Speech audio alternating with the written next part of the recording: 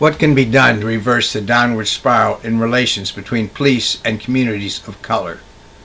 The high-profile killings of police and residents in Ferguson, Missouri, New York City, and Washington State fed a cycle of violence. How can we get beyond those actions by protesters and police that contributed to this downward spiral? Much of the protest and response showed dignity and demanded reform. These constructive actions are the first step to break this cycle. Some images that capture this increase in tensions and a path to an upward spiral are shown below.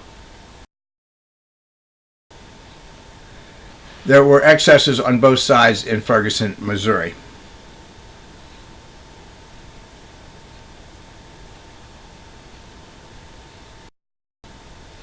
More than 85% of the crime guns in New York City, including this one, come from out of state.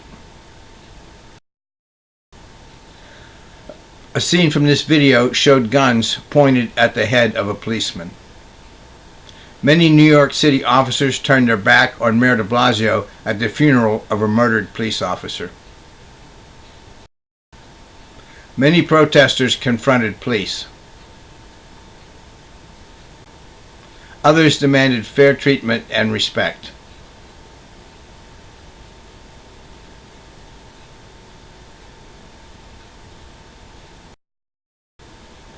Many are demanding an end to completely closed criminal justice records in New York State and a reform of the grand jury process.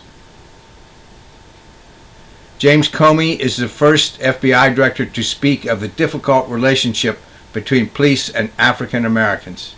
He charged police to avoid lazy mental shortcuts that can lead to bias in the way they treat minorities.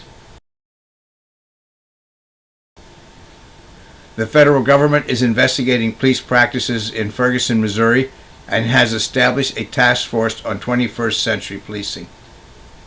This book and headlines every day remind us that the acts of racism have changed in 50 years, but racial discrimination is still with us. How can law enforcement be fair and effective in practice and perception? What would mutual respect accomplish? Think about signs that could be carried at any rally. What can be done to keep guns out of the wrong hands?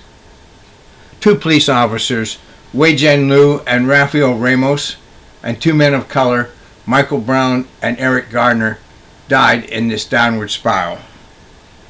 A fitting memorial to these men, so opposite but so entwined, would be our dedication to end this violence. Thank you.